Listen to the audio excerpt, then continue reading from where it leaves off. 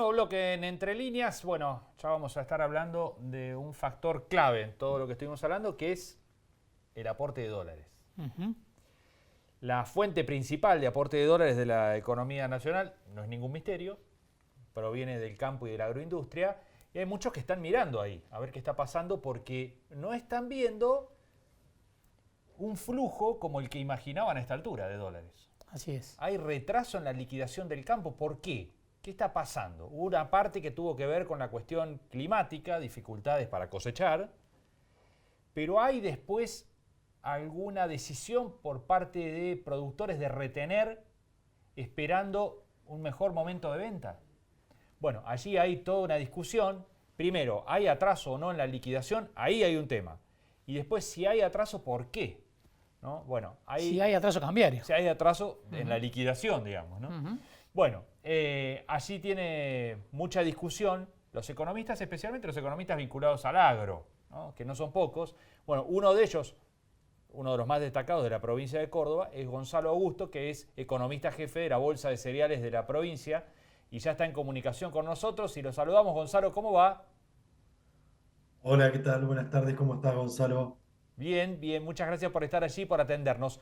Bueno, ¿hay atraso? Primero, vamos por el principio. ¿Hay atraso en la liquidación del campo este año?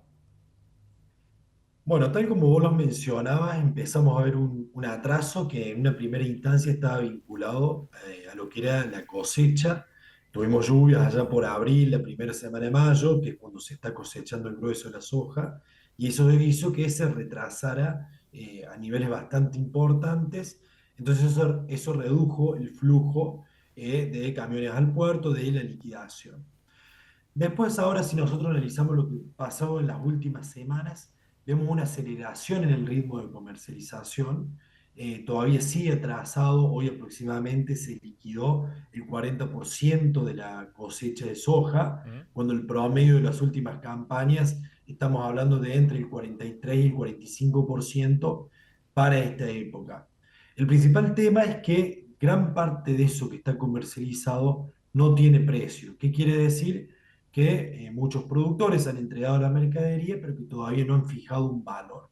Y esto obviamente está ligado a las expectativas que pueden tener los productores respecto a lo que puede pasar con dos variables que inciden en el precio que recibe por su mercadería. Por un lado, lo que es el tipo de cambio, y por otro lado, el precio de la soja en los mercados internacionales. Hay señales, hay una espera, Gonzalo, de que pueda haber una modificación en el tipo de cambio, en el precio del dólar. Bueno, desde el gobierno lo están aclarando ya desde hace 2 meses, que incluso dan charlas a distintos consultores grano o en distintos eventos, donde se sostiene que no se va a modificar el tipo de cambio más del 2% mensual, como lo plantearon desde el inicio de su programa económico. Por lo tanto, desde el gobierno garantizan que eso no va a suceder. Recordemos igual que hoy las exportaciones se liquidan un dólar blend, que se compone una parte, el 80% respecto a la liquidación de ese tipo de cambio oficial, y un 20% del contado con liquidación. Entonces, si aumenta ese tipo de cambio, puede llegar a haber un aumento a través de ese tipo de cambio que se compone tanto del oficial como del contado con liquidación. Pero desde el gobierno eso dice que no va a modificarse ni esa fórmula ni el tipo de cambio oficial. Entonces ellos deducen que de esa forma hoy el productor debería vender porque no tiene, si guarda la mercadería y ante una expectativa de que el tipo de cambio no va a subir, ellos sostienen que se estaría haciendo un mal negocio. De cualquier manera, estas son decisiones de los productores, es el fruto de su esfuerzo, su mercadería, su resguardo de valor, y eso lo van a hacer de acuerdo a las necesidades que tengan. Además, hay una gran parte que se realiza bajo una modalidad de campo arrendado. Más del 50% en Córdoba de la producción agropecuaria se realiza bajo alquiler. Entonces, muchos de los que van a recibir estas hojas son propietarios de campo que lo van a ir viendo a medida que vayan necesitando cubrir sus gastos cotidianos. Yo creo que gran parte de los productores también van a tener que vender porque tienen que saldar deudas después de una campaña en la que tuvimos el año pasado, que fue una de las peores de los últimos años. Los productores están endeudados, entonces van a tener que vender. y otra parte, bueno, dependerá de la espalda financiera que cada uno tenga para ir viendo el momento adecuado para vender de acuerdo a sus perspectivas, como lo hace cualquier otro agente económico con cualquier otro bien de la economía. Lo que pasa es que llega esta época y seguimos hablando de la liquidación de divisas porque lo que es el complejo oleaginoso y cerealero son los principales oferentes de divisas para nuestro país. Ujú. Gonzalo, cuando comenzaste contando de que una de las primeras dificultades fue el clima, que hubo lluvias a fin de abril, principio de mayo, que demoraron mucho la cosecha, bueno, ahí naturalmente ponemos el foco en el eslabón, en el primer eslabón, en el de los productores. Ahora, una vez cosechado, ¿la demora tiene que ver con los productores? Es decir, ¿la soja está en silobolsas o viajó y la tienen los exportadores? ¿Dónde está el atraso? ¿Dónde está pisada la soja, digamos, en términos concretos? Bueno, hay varias cuestiones para tener en cuenta y entender la comercialización del mercado de granos. Obviamente hay algunos que pueden llegar a embolsar la soja en su campo, eso tiene un costo también que lo tiene que afrontar el productor y después el precio de la soja tiene que aumentar para verse justificado esa retención de la soja. Y por otro lado también ahí tenemos lo que son los grandes exportadores, que ellos traen las divisas de afuera y que las convierten en tipo de cambio y con eso compran la mercadería. Entonces, se hacen embarques de soja, pero que no se le pone precio, que no le pone precio el productor. Por eso a veces cuando no se le pone precio puede llegar a verse valores inferiores a lo que debería ser en un mercado más libre y sin tantas intervenciones. Pero los embarques se hacen porque obviamente hay una logística muy grande, eso se está embarcando y no depende únicamente tampoco como decíamos, del productor, sino también de que los exportadores o los industriales aceiteros puedan traer los dólares para después con esos dólares transformados en pesos comprar la mercadería en el mercado interno. Entonces, yo creo que eso se va a ir dando con el tiempo, obviamente no al ritmo que uno espera, y que también tenemos que tener claro que por más que el campo liquidara toda la cosecha, no es que esa sería la solución para los problemas de Argentina. O sea, eso también me parece que es importante destacar porque llegamos siempre a mayo con esta pregunta, es algo típico, por lo menos de hace más de 14 años que me dedico a esto y que siempre en mayo, ¿cuál es el tema? La liquidación de los productores, cuando en realidad la situación es mucho más compleja y no debería depender exclusivamente de eso. Y el segundo semestre siempre esperando llegar a mayo, ¿no?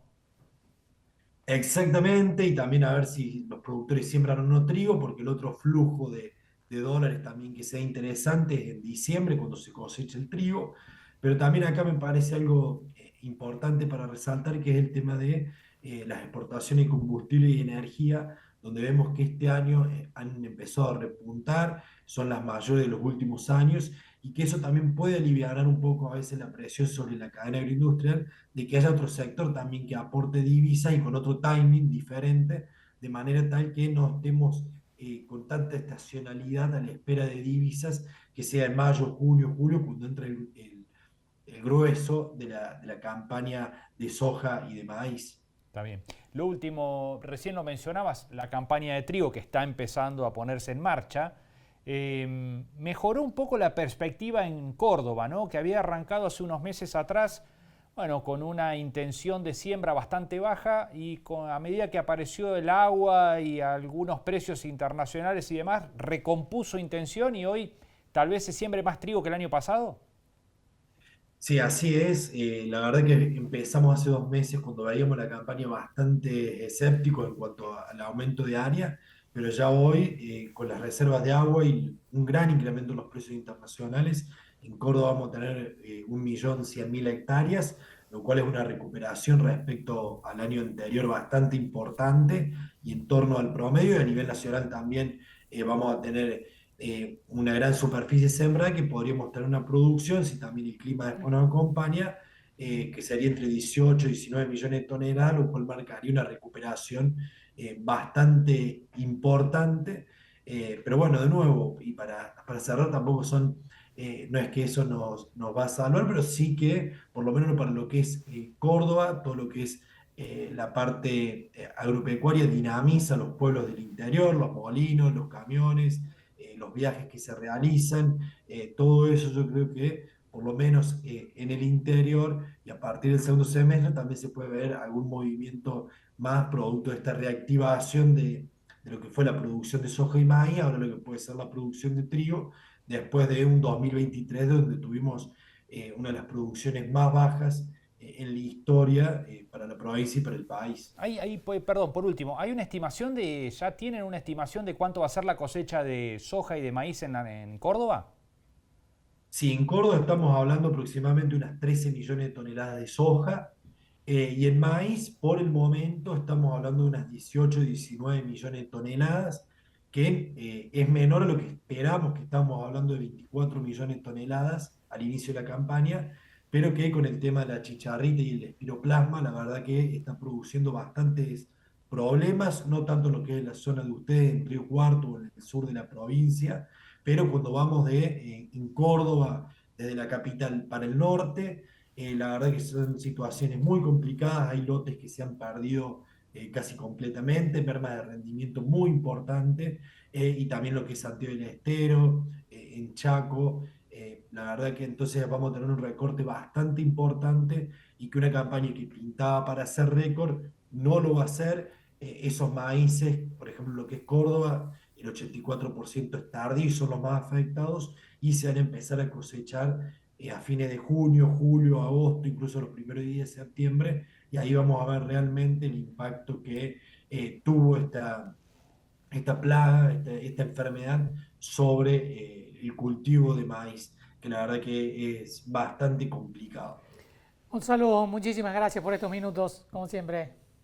Muchas gracias a ustedes, que Siempre. tengan buenas noches. Hasta la próxima. Gonzalo Augusto, economista jefe de la Bolsa de Cereales de Córdoba. Bueno, hablando de la perspectiva, ¿no?, hacia adelante y de lo que está ocurriendo con la liquidación de los productores. Interesante. Que siempre genera impaciencia porque siempre faltan dólares en este país, ¿no? Sí, tal cual. Bueno. Vamos a una breve pausa, ya volvemos.